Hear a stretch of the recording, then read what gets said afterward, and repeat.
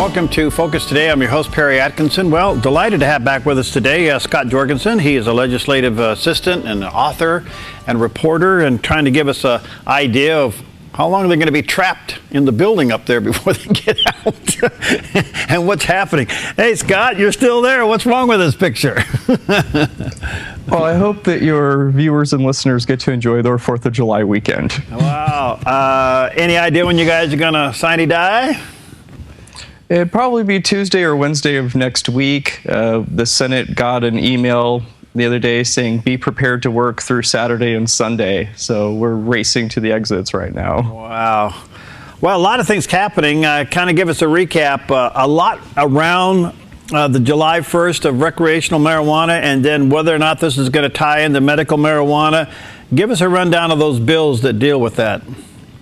Yeah, there's been about a half a dozen of these bills, and one has been signed into law already, literally at the last moment before the legalization took effect, and that's House Bill 3400. And this was kind of the big catch-all bill for a lot of it, but it establishes licensure qualifications for producers, processors, retailers, and wholesalers, and establishes for the first time a tracking system. And that's one of the issues that we've had with the medical program, is that it's been so loosely regulated that nobody actually knows where the product is going until they keep finding out about it, turning up in other states all over the place, being sold on the black market. So this is at least an attempt to kind of wrap our arms around that issue. So that was the big one, and that one does a lot. It kind of establishes some of the land use parameters for doing large-scale grows, and it has the labeling, packaging, testing, and all those aspects of it as well. What about the bill that would allow medical marijuana dispensaries to sell recreational marijuana? So that's Senate Bill 460, and that's moved through the process. It had passed the Senate, and it's probably passed the House by now. If it hasn't already, it's well on its way. But that would start as of October 1st. It would give them the ability to sell. And there are limits, because the dispensaries will only be able to sell a 1/4 of an ounce to a person every day. So it's not quite a free-for-all as it's been. Wow. But I'm already hearing some grumbling. There's another bill that establishes kind of the sales tax component of it, and that's House Bill 2041, and that passed both chambers overwhelmingly on bipartisan votes. And I'm hearing some grumblings from the Republican base, a lot of our activists throughout the state, who are saying this is going to open the door for a sales tax. You're already putting the structure in place as it pertains to this, and that's the camel's nose under the tent, so to speak. So that's a 17% tax, and the retailers are going to have to keep records for the first time ever and deal with the Department of Revenue in ways that they haven't had to so far. Wow. So that's a whole nother regulatory, bureaucratic management task. I made the prediction a couple of years ago while all this started happening that by the time this was done, that all these pot growing fellows all over the state are going to turn into raging Republicans once once they've dealt with enough state agencies. And I stand by that prediction too. Wow. But one of the things this bill does is there's been this whole issue, and this was one of the sticking points early on with the Measure 91 committee, is this issue of local preemption and local governments being able to say, hey, we don't want that there. What this bill does is say, well, fine, cities and counties, you can do that, but if you do that, then you don't get to tax it, and you don't get any of the proceeds from it being taxed elsewhere. So that was one of the things that was in that bill. And then there's still a lot of issues on the federal side. I mean, at the end of the day, the federal government still considers this an illegal substance. And so that's complicating issues as it pertains to banking, because the banks are all insured by the FDIC, and they won't go near this with a 50-foot pole. And so you've got large amounts of cash that are going to be around that nobody can put in a bank until the federal issue is resolved. So there's another piece of legislation, that Senate Joint Memorial 12, and what this does is it urges Congress to develop a solution to the financial issues arising from the industry, and to declassify marijuana as a as a Schedule I drug under the Federal Controlled Substances Act, because doing that would allow for more in-depth research on the risks and benefits associated with its use. So that one had passed the Senate and is also still moving through the process. All right, so it's possible you could get picked up by a federal agent and arrested for having it, but if you get picked up by a state police or a city or county police, sheriff, you won't get fined for having it. And that's one of those things that really needs to be addressed and resolved. And as you see more and more states moving towards legalization, I think it's going to force the hand of the federal government. I think the more states that do it before the Feds act, it will take away their leverage, I think, to do it effectively. And now they're going to end up doing it more on the state's terms than on their own. But I suppose that's the price of inaction. So there's another bill, and this one just passed the Senate a couple of days ago, and that's Senate Bill 844. And what this does is it establishes a task force. Believe it or not, we have a lot of bills like this session where we say, okay, here's a problem, let's study it. And what this does is that task force is going to be on researching the medical and public health properties of cannabis. And it's a 15-member task force, and what it also does is allow for an organization that provides hospice, palliative, or home health care services and residential facilities as well to be designated as an additional caregiver for a card holder. So that's another one of the bills that's been moving. Wow. Do we have any idea, Scott, how what the guidelines are for enforcing this? In other words, how much is too much? What is being under the influence? Do we know? That's one of the issues that is still unresolved, and there's a few of those, a few unresolved issues. One has to do with the use of water and electricity, and there were any number of issues that they set out to address at the beginning of the session, and they got most of them, and I think they really did a good job. The attorney at Legislative Council who did most of the work on this, there's times in the session where the guy was pulling the hair out of his head. And I had to talk him down off the ledge a couple of times, but he was pretty happy with what they were able to put together.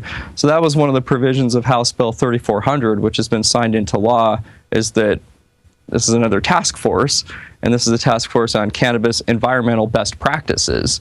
But there won't actually be any legislation originating from that.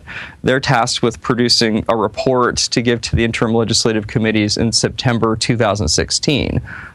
So any product that came out of that task force wouldn't actually be considered for legislation until the next regular session in 2017. A couple of quick questions before we run out of time. First of all, education budget, is it done?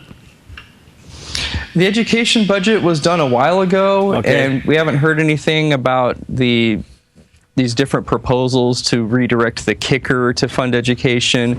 But at this point in the session, anything can happen.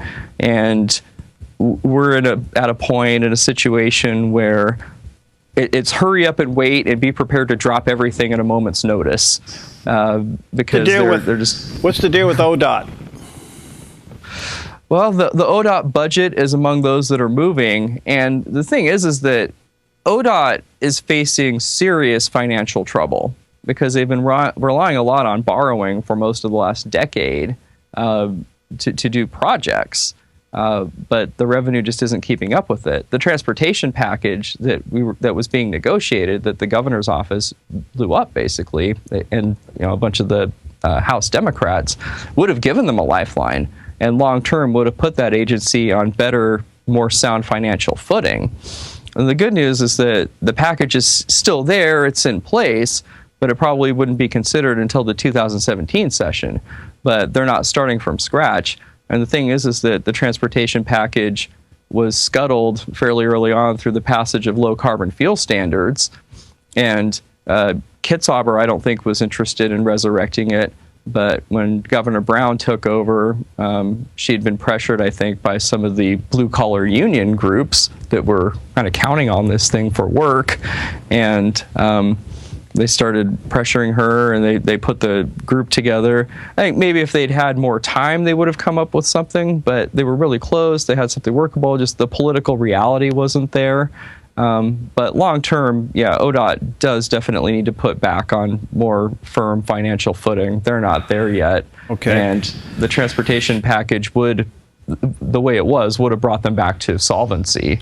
All right. Well, and maybe it still will if it gets considered. Okay. Well, Scott, we're out of time, but thank you. Let's connect on the other side of the session when you finally get out of there, and just kind of give your overall assessment of what happened. And hopefully you will get out early next week, buddy.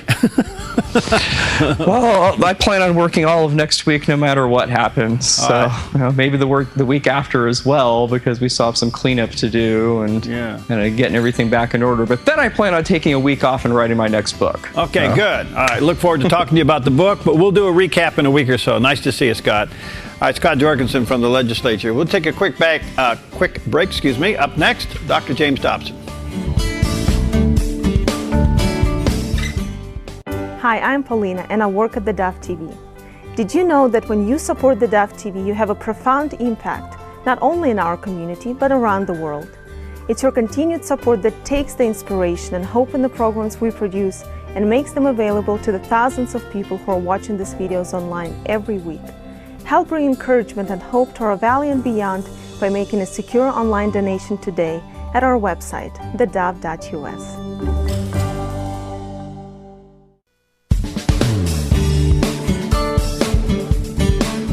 Welcome back. Well, as you know, last week the United States Supreme Court released its decision as it relates to the definition of marriage in the United States.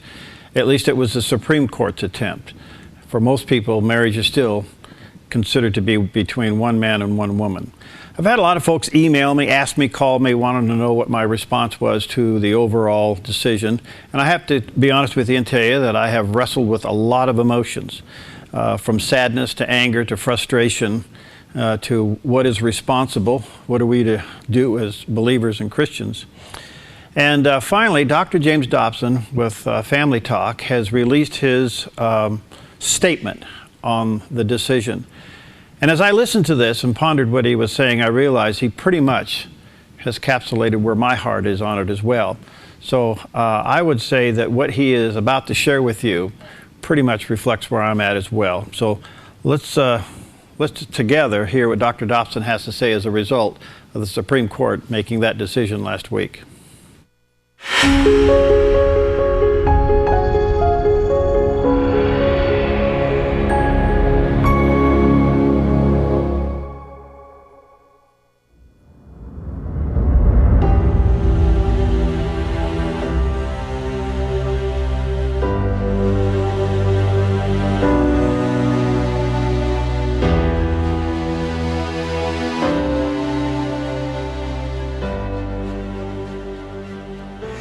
Hello everyone, I'm James Dobson and this is Family Talk.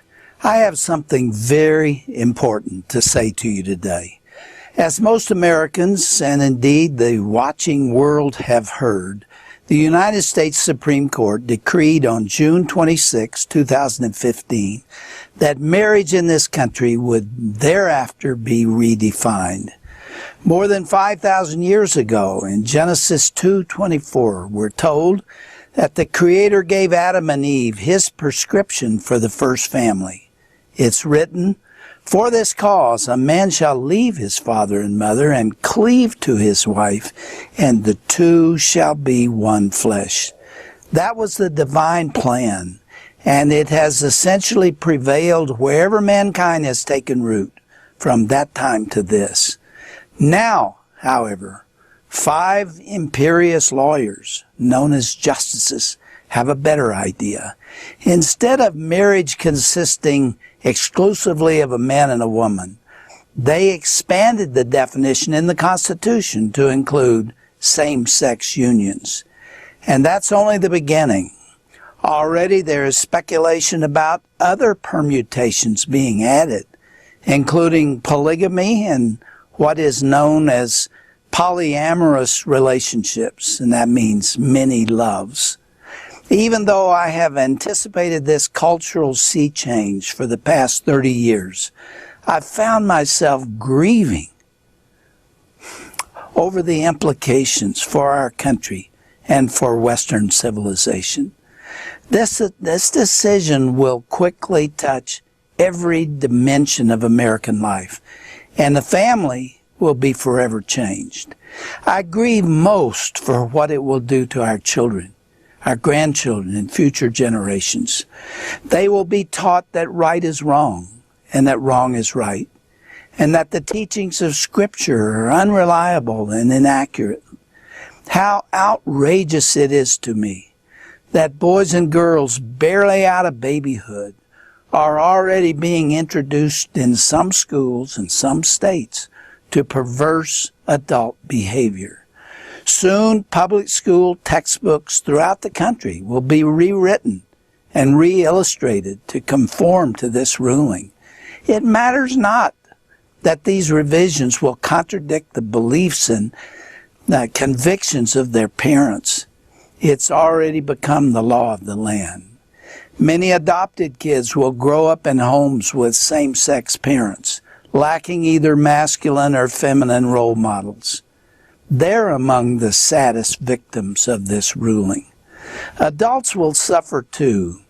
Every indication is that a barrage of court cases has been planned and will quickly be filed against those who hold to politically incorrect views of marriage. Many of us will be dragged into court to be prosecuted or subjected to civil judgments. Some will lose their jobs. Some will lose their professional licenses. Some will be persecuted and ridiculed and fined. Some may go to prison as the years unfold. Since same-sex marriage has now been determined to be a universal human right by the highest court in the land, it will trump religious liberty and affect churches, seminaries, ministries, Christian schools, businesses, hospitals, charities, and many other institutions. The tax-exempt status of each of these entities is at serious risk. Above all else, I fear that God's judgment will befall this once great nation.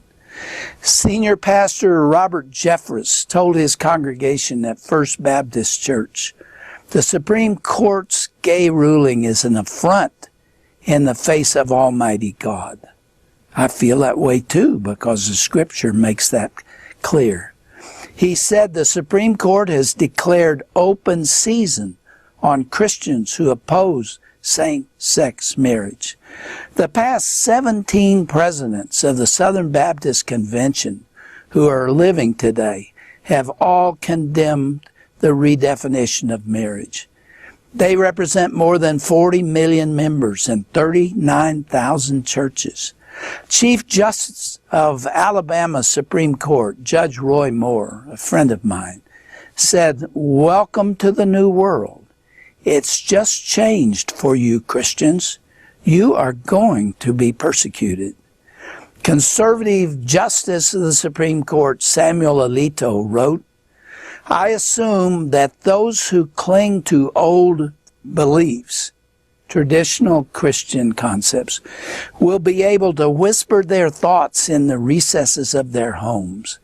But if they repeat those views in public, they will risk being labeled as bigots and treated such by government, employers, and schools." That's one of the other justices of the Supreme Court. The National Organization for Marriage issued this statement on the day the Supreme Court decision was issued. They wrote, "We reject this decision, and so will the American people. It represents nothing but judicial activism, legislating from the bench, with a bare majority of the justices on the Supreme Court exercising raw political power to impose their own preferences on marriage when they have no constitutional authority to do so. It is a lawless ruling that contravenes the decisions of over 50 million voters and their elected representatives. It's a decision that's reminiscent of other illegitimate court rulings, such as Dred Scott and Roe v. Wade, and it will further plunge the Supreme Court into public disrepute. Make no mistake about it, they wrote. The National Organization for Marriage, or NOM, and countless millions of Americans do not accept this ruling. Instead, we will work at every turn to reverse it. The U.S. Supreme Court does not have the authority to redefine something it didn't create. Marriage was created long before the United States and our Constitution came into existence. Our Constitution says nothing about marriage. The majority who issued today's ruling, today being June 26, have simply made it up out of thin air with no constitutional authority. In his letter from a Birmingham jail, Dr. Martin Luther King discussed the moral importance of disobeying unjust laws, which we submit applies equally to unjust Supreme Court decisions. Dr. King evoked the teaching of St. Thomas Aquinas that an unjust law or decision is one that is, quote, a human law that's not rooted in eternal law or natural law. Today's decision of the Supreme Court lacks both constitutional and moral authority. There is no eternal or natural law that allows for marriage to be redefined. Today's decision is by no means the final word concerning the definition of marriage. Indeed, it's only the beginning of the next phase in this struggle. NOM is committed to reversing this ruling long term and ameliorating it over the short term. We at Family Talk concur with that entire statement. I'll end my comments by quoting the final words from the Manhattan Declaration written by the late Charles Colson, a mentor to me, and Professor Robbie George, a great friend, and Dr. Timothy George. These brilliant men wrote, "Because we honor justice and the common good, we will not comply with any edict that purports to compel our institutions to participate in abortions, embryo-destructive research, assisted suicide, and euthanasia, or any other anti-life act. Nor will we bend to the rule purporting to force us to bless immoral sexual partnerships, treat them as marriage or the equivalent, or refrain from proclaiming the truth as we know it about morality and immorality and marriage and the family." Listen to this very carefully. "We will fully and ungrudgingly render to Caesar what is Caesar's, but under no circumstances will we render to Caesar what is God's." It's time for Christians to awaken and allow its collective voices to be heard. We must defend their beliefs in a spirit of Christian love, but with conviction that the Christian and religious liberties handed down to them and us by the Founding Fathers must not be relegated to the ash heap of history. Well, thank you, Dr. Dobson. And I think for the most part, in fact, with all of it, he reflects my own personal views and opinions on this decision. As we go into this weekend, I encourage you to ponder deeply what freedom and liberty really is all about, the price that was paid that we may have it, and what we have done with it up until this date. I would hope that as we celebrate, there would also be even some contrition in our heart for what we have allowed to happen under our watch. Celebrate, but pray. We'll be right back. Hi, I'm Paula, and I work at theDove TV. Every day we get letters and emails from people who've been encouraged, blessed, and challenged by the programs on theDove TV. But we couldn't do it without you. Did you know that more than 90% of our income comes from people like you? You can help us continue to bring inspiration and hope to our community by making a secure online donation at our website, theDove.us, or call us at 541-776-5368.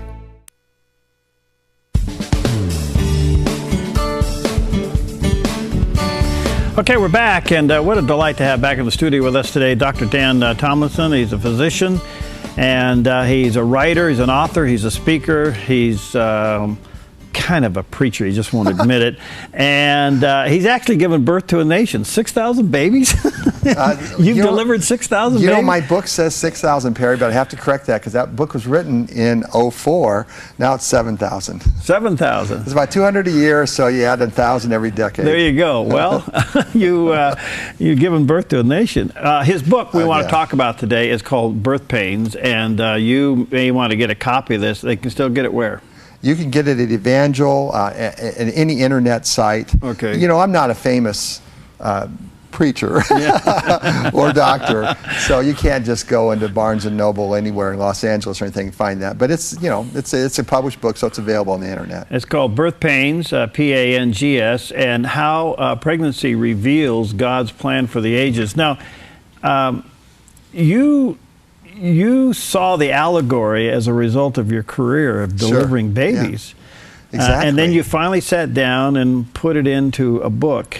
When back before you ever wrote the book were you beginning to feel and see the relationship here? You know, I've been going to a churchgoer for a long time. And, you know, preachers are up there talking about end times and things. But, you know, they don't do girl things like I do. They don't think of pregnancy. But I'm seeing in the late 90s and early 2000s, to answer your question, but, you know, pregnancy is intense, delivery is dramatic, and God uses the Bible, in the Bible, there's all kinds of references to the joy of the birth, the travail of the labor, because it's so intense, it's such a life event.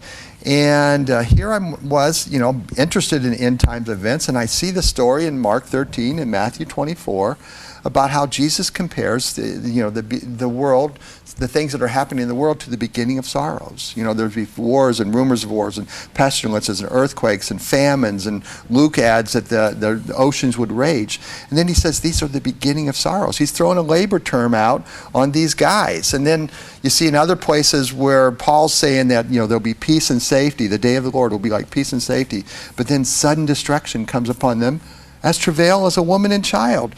And then Jeremiah tells us in 30 that the time of Jacob's trouble, speaking of the tribulation time frame, will be a time when men are grabbing their loins like a woman in travail. It's like, wow, there's all this labor stuff all throughout the Bible. And so you see in these different segments of God's plan for the ages, it fits just like a pregnancy. Wow.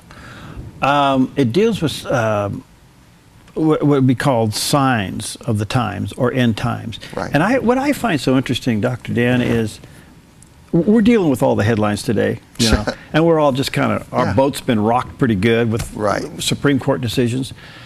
I find it interesting, there's so many natural disasters going on around the world that's not making news, and yet that's very biblical, isn't it? It's totally biblical. Think of, you know, birth pangs, like when you had your kids.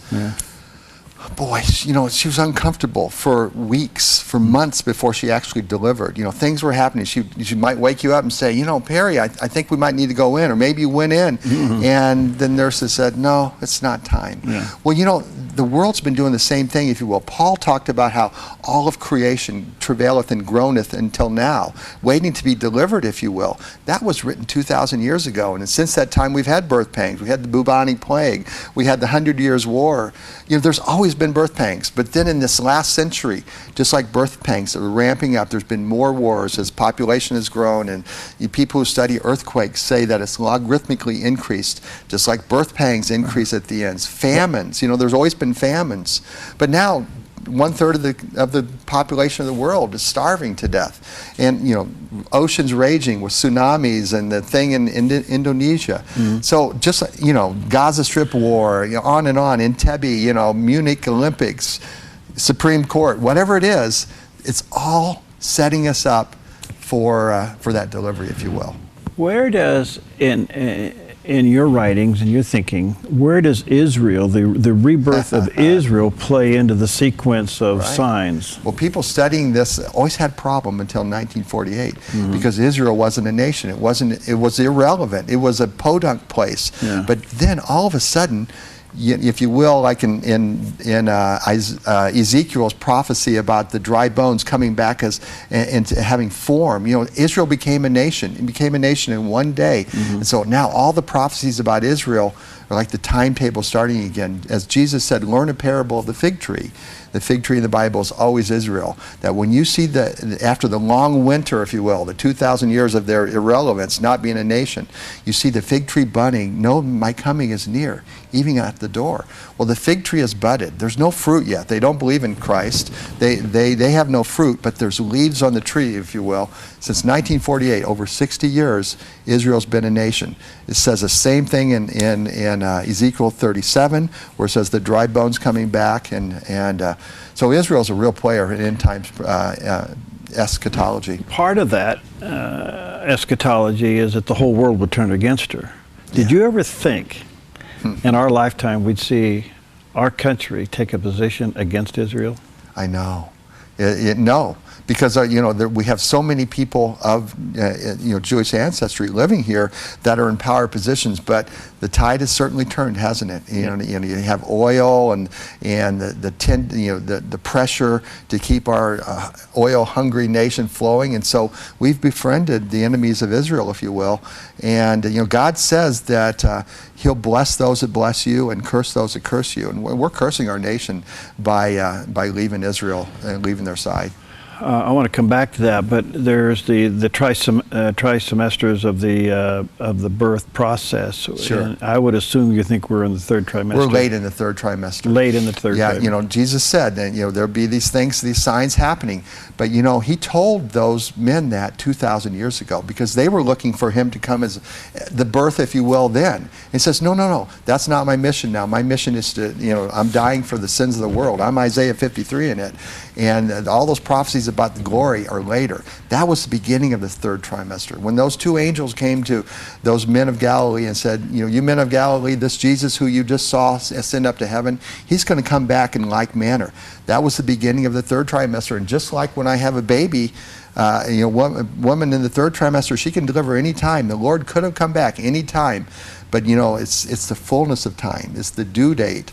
Or in our case now, I think we're after the due date that He's going to come back. So where would you have put the rebirth of Israel, 1948? Would that have been the beginning of the third trimester? No. This is late in the third trimester. Okay. Indeed, God's ways are over our ways. Yeah. He knows. No one knows the day or the hour. I would not at all presume to say I know that it's going to be such and such a day. I just think that we're in the times and the seasons. Right. And so I'm in this allegory. If you look at biblical history, back to Adam, you have 6,000 years from now. 4,000 years of the Old Testament neatly fit into the first and second trimesters. There's no potential to birth the baby, but the woman has birth pangs the whole pregnancy. There's always contractions. We see them even in the first trimester when we do ultrasounds, but no potential for the birth, which is of course the second coming, the most intense and dramatic event that a woman would ever experience, and so secondarily her husband, is the most intense and dramatic event that's going to happen to the world. As you read the book of Revelation, there's going to be blood up to the horse's mane. It's bloody, it's messy, just like a birth. And then, of course, after the birth, there's the joy that follows. That will be the millennial kingdom. All right. This is fantastic. Look, this is no easy reading, and it's great. It's one of the most powerful allegories. I have this book at home and have gone through it many times. I read it and I put it down. I go, and I read it and I put it down. I tell people to read it like a devotional because they're short chapters. Yeah. And you're right, they're deep. They've got Bible in every chapter. Yeah. Anyway, get a copy of it. Dr. Dan Tomlinson. We'll take a quick break. We'll come back. I'm going to ask him this. One of the big parts of birth is the breaking of the water. Yeah, let's talk about What does that have to do with anything? We'll be right back.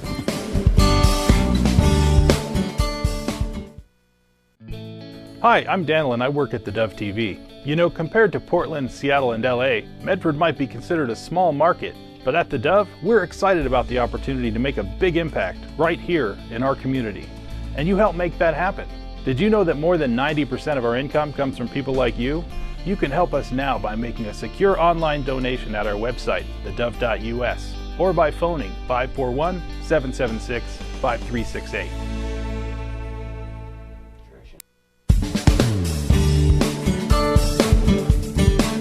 Okay, we're back with our good friend Dr. Dan Tomlinson. We're talking about the first book he wrote called Birth Pains. And I told him I wanted to come back and talk about this book because, boy, if it's ever relevant, it's really today. relevant. It's very relevant today.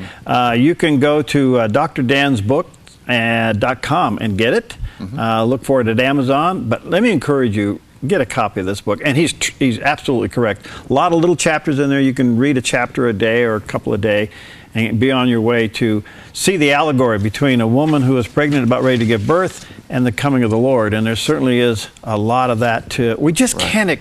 I think we'd have to have our head in the sand to ignore the signs today. Right, but you know, us humans are good at denial. Yeah. Look at the Pharisees, or Israel, when Christ first came. You know, they had this prophecy in Daniel 9 that it'd be 483 years, 69 weeks of 7 years, until the decree to rebuild Jerusalem until Messiah. They knew it was right then. That's why when they were asking John, "Are you the Messiah?" There was Messiah watch going on like crazy, and yet they said, "No, you're not the one." They totally missed it. Caused Jesus to weep over the city. Yeah. All right. The various trimesters of birth, there's 3 of them. You're saying we're late in the 3rd trimester. Right. The Old Testament is the 1st and 2nd trimester. Okay. We're late in the 3rd now. Okay, late in the 3rd. So, where is the water breaking, and what is that? Well, look at the pregnancy. You're late in the 3rd trimester. The woman's just going along. She doesn't know it's peace and safety, and then sudden destruction comes upon them as a woman in travail. Well, a woman goes from false labor to true labor, the time of intense labor, the time, the book of Revelation, if you will, 6 through 19, after the water breaks. Well, now I'm a pre-trib rapture person. I think we're saved from the wrath to come. That chapters 4 and 5 of the book of Revelation come before chapters 6 through 19. So I think it fits. Just like Lot was taken out of Sodom and Gomorrah, which is a picture of the tribulation time frame before the fires came down. Noah was put in the ark before the flood hit. So the water breaks before real labor, just like the rapture hits before the tribulation. So the breaking of the water is the rapture, the most unique, unexpected event in a woman's pregnancy. She's going around, she's in the shower, in the store, in the shower, and the water breaks. That's what's going to be. Two men are two women in the field, two men in the mill. One is taken, one is left. That's the water breaking. It's unique, it's unexpected, and then intense labor starts after that. And just like after the Holy Spirit is taken out of the world, because we believers will be taken out, it says then the man of perdition is revealed. Or in chapter 6 of the book of Revelation, the first horseman of the apocalypse, the one who comes in, the man of peace, and says, I've got the solution. I've got the solution for the problem in Israel. We'll get the Arabs and the Jews together, and the world will initially embrace them, just like they embrace the first horseman of the apocalypse. But then the second horseman comes in. I've always, and I don't know how this fits in your book, but you're obviously a student of the Word. I've often thought, all right, the rapture takes place and all of these millions of people are gone. Yeah. How can the world just carry on? It's going to be tough. That's why they're going to need somebody. What happened in Nazi Germany, I think, is a real prefigure of what's going to happen in the future. After World War I, Germany was in a deep depression, and then the depression, then the worldwide depression hit anyway, and so they were ripe to take on this person that just took the reins of everything, and that's what the world will do. Today, no one would let somebody do what Antichrist is going to do, but when America becomes irrelevant because we're gone, and places in Europe and other, it's going to be chaos. All right, let's go to the social decline of America. It seems to be... that's certainly one of the signs. At a rate we've never, ever dreamed of. And now it was accelerated to full throttle this past week. Sure. Well, Jesus said that this was going to happen. He says that, and Paul told us that too, that people's love would grow cold in the end. But what you're talking about, of course, is the days of Noah and the days of Lot. You know, Jesus said that the times of the end would be like the days of Noah. Well, if you look at Noah, there was a population explosion. People multiplied on the face of the earth. Violence filled the earth. That's certainly happening. People were thinking of evil continually. And then it says that the daughters of God and the sons of men intermarried. There was some sexual thing going on there. And then, of course, the days of Lot. There's always been the alternate lifestyle. We don't call it that now. We call what it used to be called, but now we say alternate lifestyle because we want to be, appropriate. But, sodomy wasn't something that was celebrated in the world until now and in the days of Sodom. And so that's the thing that we have going on now with the days of Lot, is that alternative lifestyle is once again celebrated. The White House is, all rainbows and everything. I can't help but think Abraham Lincoln was turning in his grave on that one. Mm-hmm. So just what Jesus said is happening, that these signs would be in play just like the days of Noah and just like the days of Lot. So we shouldn't be surprised. Where does Christian persecution tie into birth pains? Oh, wow. Well, Revelation chapter, I believe, 6 or 7, where it talks about that the martyrs are under the altar during that time, saying, how long, O Lord, how long? It's just ramping up more and more. There's been persecutions from the days of Hadrian, back in the Roman times, and on, and with Hitler and his thing, and then of course now, that our brothers and sisters, that we don't, you're way more aware of this than I am, being a news person, but it's terrible, and it's only going to get more and more, and we really have to be prepared. I think we're going to be pulled out before the tribulation time frame, but it says in Revelation chapter 7 that there'll be multitudes coming out of the tribulation clothed in white from all the nations of the world that will become believers, that they're going to see us leave. They're going to have books like Birth Pangs and The Late Great Planet Earth and whatever, and they're going to go, wow, those Christians were right, and they're going to believe in the Lord Jesus. And the tribulation time frame, that's one of its purposes, is to call people back home. This recent decision with the Supreme Court, all of them, the last 5 decisions come out, shows that we have a court now. We're in constitutional crisis, bottom line. We're in a constitutional crisis. But the big decision, recognizing same-sex marriage, it has split the church down the middle. I'm reading all of these various things, and there are churches saying we need to go along with this and reach out. There are those, it's an abomination. Is this the separating of the wheat and the tares? I don't know. This has been, my approach is looking at Jesus, but Jesus is a twofold guy. Remember when they came to him and said, Jesus, they beheaded your cousin John. And Jesus didn't go, let's go get Herod. I've got the power. I can call 12 legions of angels. Let's just kill him. No, they withdrew into the wilderness. And so Jesus is going, I'm not going to be super political. I know my Father's got it under control. I see these things as part of the end time scenario. And certainly, this is totally, so you have people that, that some of the church will say, well, John and Joe, they love each other, and love is good. Mm-hmm. But the problem is, God doesn't approve of it because it ruins the type of the family. Mm-hmm. You have a husband and a wife and a child. God's into having children. And if you have same-sex marriage, you don't have a family. And I kind of get this. But it isn't, God's not going to go for it. But I'm not going to jump in and go, I'm going to love them and let God judge them. I know what's going on, and I can step back because I'm a second coming guy, and I'm not a news guy like you are. So I'm just going, I get it, and I'm going to look at Jesus Christ and Him crucified as the center of the picture. I know that the picture out here is blurred, and I'm pretty sure God doesn't approve of it, but I'm going to love these people and let God judge them. Okay. That's fine. I wasn't looking for your personal thought. I know, but that's fine. Couldn't help it. My concern is that let me go forward and come back. You've written 2 other books on the Emmaus Road. On the Road to Emmaus, Seeing Jesus in the Old Testament. Okay, Seeing Jesus in the Old Testament. That's my newest By the way, one. you can go to drdansbooks.com and get that. And the other one? My other book is A Woman's Silent Testimony, How Pregnancy Enlivens Biblical Truths. And it's a book of 8 allegories, short allegories.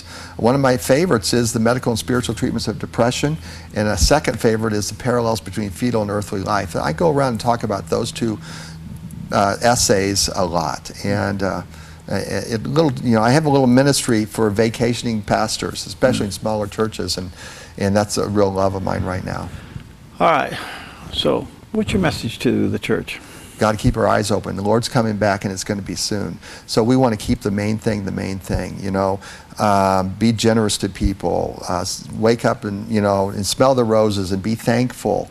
And don't worry about our portfolios and our golf game so much, because the end is near. And I don't want to be like those, like we alluded to before, the people that caused Jesus to weep over the city because they didn't recognize the time of their visitation. Because we are just like that first century group of people that a portion of the church, and I appreciate you so much, because is not even aware that the labor is about to happen. We're steaming toward labor, and people aren't even aware. Just like Paul said, sudden destruction will come upon them like travail of a woman and child. And they're saying peace and safety. I'm trying to figure out, are you putting the end harvest or the end revival after the rapture, or is there one before? Could be either. Okay. I think there's both. Okay. Yeah, just like the Welsh revival back in the early last century, as people, confess Jesus, in public and forsake sin, God's going to honor that, and there's going to be revival. Romans talked about, and so does Corinthians, I think even Ephesians, talked about the rulers of the world, and I'm paraphrasing here, the rulers of the world, in all of their knowledge, it makes no sense. Yeah. There doesn't seem, if we get 2 questions here at the Dove, Dr. Dan, it's these 2 questions. What is truth, and who can I trust? Right. The whole world is out of control. There is no leader out there that has the answers. In fact, they're all plastic. Psalm 5 said that, why did the heathen rage? Psalm 137 talks about the judges. It calls them gods, but they're really judges, the supremes, if you will, that they do the wrong things. Read Psalm 37 today. It's exactly what happened at the Supreme Court last week. And God is just, he has them in derision, because they think they have knowledge and they don't. But the definition of truth, I have a good definition for truth, and that is what is consistent with the character, glory, and will of God. That's truth. When Jesus said to Pilate, you shall know the truth, and the truth shall set you free, truth is whatever is consistent with the character, will, and glory of God. The Bible. The Bible. Okay. Things that are pure and the lovely person you and can true trust and is Christ. Just. Right, because he's the Word of God. Yeah, wow. What's next? I'm in a season of preaching and teaching, and I'm not in a writing season now. But I really feel that the Lord's calling me, as I kind of end my career as a deliverer, to get out and talk about Christ. Well, I just want to say to vacationing pastors, or if you want Dan to come in and do a seminar in your church or speak to your group, that's what he's feel called to do. And I would really encourage you to take the time and the effort to get a hold of him. How do they do that? drdantomlinson.com. So, and it's DR. It's not doctor, the long spelling. So it's drdansbooks.com or Dr. Dan Tomlinson, drdantomlinson.com. All right. I would encourage you to get a hold of him and have him come to your organization, your group, or pastors, if you're going away for maybe a little holiday or something, give Dan. You can trust your pulpit with him. He's not going to say anything heretical. If he's going to do anything, he's going to set your church on fire. My problem is I just have so much content that I have to parrot it down. As you can tell by just listening to me, my mind's working so fast I can't get all the words out. You do a great job. Get this book. Get it and read it. Birth Pains, How Pregnancy Reveals God's Plan for the Ages by Dr. Dan Tomlinson. And you can go to drdansbooks.com and order it. And then there make the contact and maybe have him come and speak to your people. Thank you, Dan. Thank you, and Perry. God bless you, pal. I'm glad you put the sense of urgency into it. We just cannot ignore the signs of the day. They're there, and the devil would love us to be distracted and discouraged, and we can't do that. We have exciting times ahead of us. This is a wonderful time to be alive. Great. See you next time on Focus Today. Hi, I'm Jim and I work at theDove TV. Every weekday between 6 and 8 a.m., our award-winning news and sports team bring you the best morning show around. It's live, it's honest, and it's a whole lot of fun. And you help make it happen. Did you know that more than 90% of our income comes from people like you? You can help us continue to air local programs that share your voice by making a secure online donation at our website, thedove.us.